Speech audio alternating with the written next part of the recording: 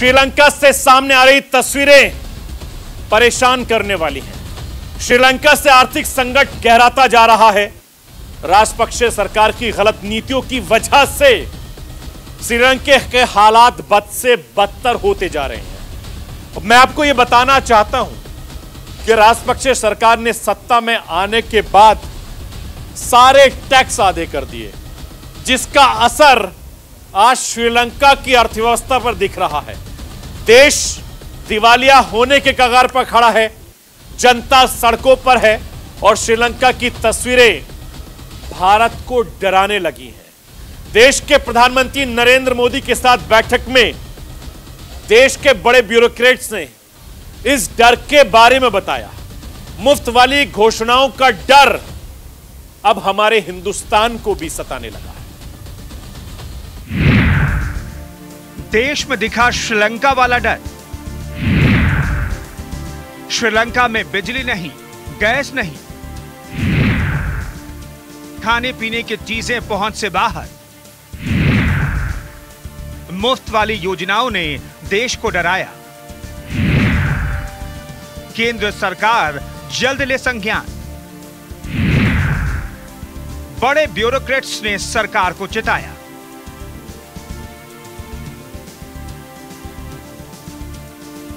हमारे पड़ोसी देश श्रीलंका की हालत बद से बदतर होती जा रही है।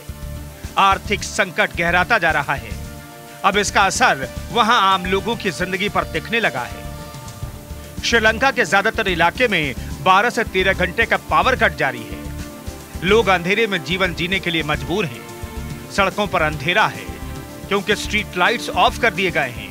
पावर प्लांट्स बंद हो रहे हैं, जिसकी वजह से करीब 2.5 करोड़ लोगों के घरों में बिजली की सप्लाई बंद हो चुकी है। ऐसे ही हालात ईंधन की उपलब्धता को लेकर है। श्रीलंका में पेट्रोल और डीजल खत्म होने के कगार पर हैं। थोड़े बहुत जो मिल रहे हैं उनकी कीमतों में आग लगी है। पेट्रोल डीजल लेने के लिए भी घंटों लाइन में लगना पड़ता है। बसों और कमर्शियल वाहनों के लिए फिलिंग स्टेशनों में डीजल पेट्रोल बचा ही नहीं है। श्रीलंका में सार्वजनिक परिवहन की सेवाएं पूरी तरह से प्रभावित हुई है। श्रीलंका के ऐसे गंभीर बिजली और ईंधन संकट का असर तमाम तरह की अन्य आर्थिक गतिविधियों को अपनी चपेट में लेने लगा है। कई महत्वपूर्ण कल कारखाने बंद हो चुके हैं। खाने पीने की चीजों के साथ अन्य आवश्यक वस्तुओं की किल्लत की बड़ी वजह बन रहे हैं। यूं तो श्रीलंका के ऐसे हालात की वजह कई सारी हैं, जिसमें कोरोना महामारी भी बड़ा फैक्टर है। वहां भ्रष्टाचार भी चरम पर है, लेकिन कहना बिल्कुल भी गलत नहीं होगा कि राजपक्षे सरकार की गलत नीतियों ने आज श्रीलंका की ऐसी हालत कर दी है। जानकार बताते हैं कि साल 2019 में जब मौजूदा राजपक्षे सरकार सत्ता में आई तो सरकार पर जनता को खुश करने वाले अपने लोक लुभावन वादे को पूरा करने का दबाव बना। सरकार ने एक ही झटके में सभी लोगों के टैक्स आधे कर दिए।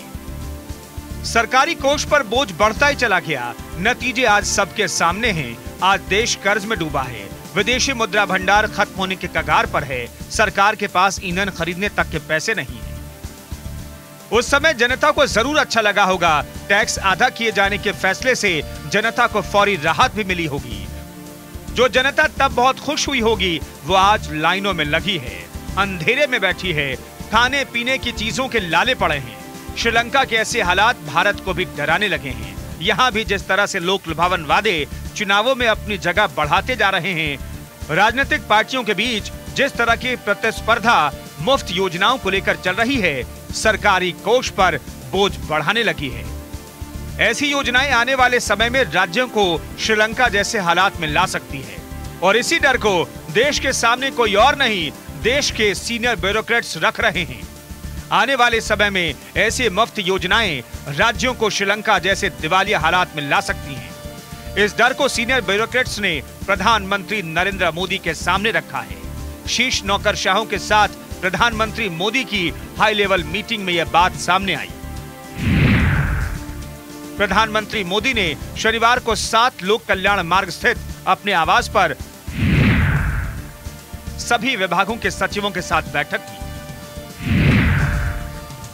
साल 2014 के बाद मोदी के सचिवों के साथ इस तरह की यह 9वीं बैठक है। बैठक में राष्ट्रीय सुरक्षा सलाहकार अजीत डोभाल, प्रधानमंत्री के प्रधान सचिव पीके मिश्रा, और कैबिनेट सचिव राजीव गौबा के अलावा केंद्र सरकार के अन्य शीर्ष अधिकारी भी शामिल हुए। प्रधानमंत्री के साथ करीब 4 घंटे चली इस बैठक में कुछ सचिवों ने राजनीतिक दलों की फ्री वाले चुनावी वादों के विषय में खुलकर बात की। उनका कहना था कि कुछ राज्य सरकारों की लोक लुभावन घोषणाओं और योजनाओं को लंबे समय तक नहीं चलाया जा सकता। अगर इन पर रोक नहीं लगाई गई तो इससे राज्य आर्थिक रूप से बदहाल हो जाएंगे। लोक लुभावन घोषणाओं और राज्यों की राजकोषीय स्थिति के बीच संतुलन बनाने की जरूरत है। अगर ऐसा नहीं होता है तो इन राज्यों का श्रीलंका या यूनान जैसे हाल हो सकते हैं। प्रधानमंत्री की चिंता बिल्कुल वाजिब है। तमाम पार्टियां आजकल लोक लुभावने वादे कर रही हैं और ये सब वादे चुनाव जीतने के लिए किए जाते हैं। ये वादे होते किसके लिए हैं? ये वादे होते हैं गरीबों के लिए कि अगर पार्टी जीत के आएगी तो तमाम तरह की चीज़ें मुफ्त बांटी जाएंगी। इससे देश की अर्थव्यवस्था पर असर पड़ता है। अलग अलग राज्यों में जब सरकारें आती हैं और वो तमाम घोषणाएं करती हैं, ये फ्री कर दिया गया, बिजली फ्री, पानी फ्री और तमाम तरह की चीज़ें, तो इससे उस राज्य की अर्थव्यवस्था पर असर पड़ता है। अर्थव्यवस्था कमज़ोर होती है, चरमरा जाती है। ये चिंता तो स्वाभाविक है, लेकिन मुझे लगता है चिंता इस बात की भी होनी चाहिए कि बड़े बड़े उद्योगपति जब उनके बड़े कर्जे हो जाते हैं, और तमाम उद्योगपति का जिक्र हम कर सकते हैं, इनके कर्जे भी सरकार माफ़ करती है, राज्य सरकार नहीं, केंद्र सरकार माफ़ करती है। इससे भी देश की अर्थव्यवस्था पर बोझ पड़ता है। प्रधानमंत्री नरेंद्र मोदी के साथ बैठक में शामिल हुए शीर्ष नौकरशाहों में कई ऐसे भी रहे जो राज्यों में महत्वपूर्ण भूमिका निभाकर केंद्र में पहुंचे हैं। सूत्रों के हवाले से जो खबर सामने आ रही है उसके अनुसार इन सचिव स्तर के नौकरशाहों ने साफ संकेत दिए कि कई राज्यों की आर्थिक स्थिति बिल्कुल भी अच्छी नहीं है। अगर ये भारतीय संघ का हिस्सा नहीं होते तो अब तक कंगाल हो चुके होते। अधिकारियों ने चेताया है कि लोक लुभावन घोषणाओं का जो सिलसिला चल पड़ा है उसे जल्द जाने की जरूरत है। पंजाब, दिल्ली, तेलंगाना, आंध्र प्रदेश और पश्चिम बंगाल जैसे राज्यों की सरकारों ने जैसे फ्री स्कीम और अन्य लोक लुभावन कार्यक्रमों को चलाया हुआ है, उन्हें लंबे समय तक नहीं चलाया जा सकता। ऐसी योजनाएं घातक हैं, इन पर तुरंत ध्यान देने की जरूरत है। जब चुनाव आते हैं तो राजनीतिक पार्टियां ऐसे लोक लुभावन वादे करती हैं कि उसे पूरा करना मुश्किल होता है, और जब वो पूरा किया जाता है तो आर्थिक ढांचा चरमरा जाता है। ये आज से नहीं, बहुत पहले इसकी शुरुआत हुई। आंध्र प्रदेश में एनटी रामाराव जी ने किया 2 रुपया कावल दे करके, लेकिन तमिलनाडु में उसका इतना बड़ा विस्तार हुआ कि मुफ्त मिक्सी, ग्राइंडर, पंखा, कृषि ऋण माफ और यहाँ तक कि मंगलसूत्र तक दिए गए फ्री। तो इस तरह से करके अगर ये लोक लुभावन वादे होते हैं तो प्रजातंत्र की जड़ कमज़ोर होती है, क्योंकि इससे वोट भी प्रभावित होता है और कई जगह कुछ राजनीतिक पार्टियां को जीतने में तत्कालिक लाभ भी मिला है। हालांकि आज की तारीख में इस मुफ्त वाली सियासी परंपरा से कोई भी राजनीतिक दल अछूता नहीं है। बीजेपी ने भी विधानसभा चुनावों में कई सारी ऐसी लोक लुभावन घोषणाएं की। दक्षिण भारत में तो ये फ्री वाली परंपरा पुरानी रही है। उत्तर भारत में अब आम आदमी पार्टी अग्रणी रही है। चुनावों में मतदाताओं को लुभाने के लिए राजनीतिक दलों में सब कुछ फ्री देने की होड़ को रोकना होगा, नहीं तो राज्यों को बदहाली के कगार पर पहुंचने से रोका नहीं जा सकेगा। देश के शीर्ष नौकरशाहों की इस चेतावनी पर ध्यान नहीं दिया गया तो वो दिन दूर नहीं जब जनता को श्रीलंका की तरह ही लाइनों में लगना पड़ेगा और अंधेरे में जीना पड़ेगा।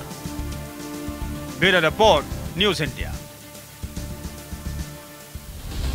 जी हां, हिंदुस्तान के पड़ोसी देश श्रीलंका के हालात बद से बदतर होते जा रहे हैं। एक तरफ आर्थिक संकट कम होने का नाम नहीं ले रहा है, तो दूसरी तरफ सियासी संकट लगातार गहराता जा रहा है। मैं आपको बताना चाहता हूं कि श्रीलंका की सियासत में इस्तीफों की बाढ़ सी आई हुई है। प्रधानमंत्री और राष्ट्रपति को छोड़कर करीब करीब सारे मंत्री इस्तीफे दे चुके हैं। राष्ट्रपति राजपक्षे विपक्ष से सरकार में साथ आने के लिए कह रहे हैं, दुनिया से मदद की गुहार लगा रहे हैं, लेकिन मदद करने वाला मेरे हिंदुस्तान के अलावा कोई दूर दूर तक नजर नहीं आ रहा है। हमारे पास गैस नहीं है, पेट्रोल नहीं है, खाने के लिए कुछ भी नहीं है, न दवा है। अगर ऐसे ही चलता रहा तो हमें समुद्र में छलांग लगानी होगी। ये दर्द है चारों तरफ समुद्र से घिरे श्रीलंका के आम लोगों का। कोरोना के बाद जहां हालात बद से बदतर होते जा रहे हैं, खाने पीने की चीजों की कीमत आसमान छू रही है, आम लोगों की पहुंच से बहुत दूर जा चुकी है। विरोध प्रदर्शन की ये तस्वीरें आम हैं। लोगों के पास इसके अलावा कोई रास्ता नहीं बचा। जिंदगी मुहाल है। अपनी मूलभूत आवश्यकताओं को पूरा करने के लिए घंटों लाइनों में बिताना पड़ता है। श्रीलंका की इस बदहाली के लिए जनता राजपक्षे परिवार को जिम्मेदार ठहरा रही है। सड़कों पर उतरकर विरोध दर्ज करवा रही है। विपक्ष हमलावर है। पिछली सरकार में ऊर्जा मंत्री रहे पटली चंपिका राणा वाका ने तो अंतर्राष्ट्रीय कोर्ट में राजपक्षे परिवार पर कानूनी कार्रवाई की मांग कर दी। हम विपक्ष के लोग श्रीलंका की जनता से आह्वान कर रहे हैं कि इस सरकार के खिलाफ आवाज बुलंद करें। इन्होंने हमारे देश को लूटा, इन्हें सजा मिलनी चाहिए। अंतर्राष्ट्रीय कोर्ट में भी इनके खिलाफ केस चलना चाहिए। हमें मिलकर लड़ना होगा। श्रीलंका के आम लोगों की मदद के लिए आगे आना होगा। श्रीलंका की आर्थिक बदहाली का असर अब वहां की सियासत पर भी दिखने लगा। सियासी संकट गहराने लगा है। राजपक्षे परिवार के विरोध के स्वर बाहर ही नहीं, सरकार के अंदर भी उठने लगे हैं। आपातकाल के ऐलान के बाद भी हालात सुधरते नजर नहीं आ रहे हैं। लोगों का गुस्सा भड़कता ही जा रहा है।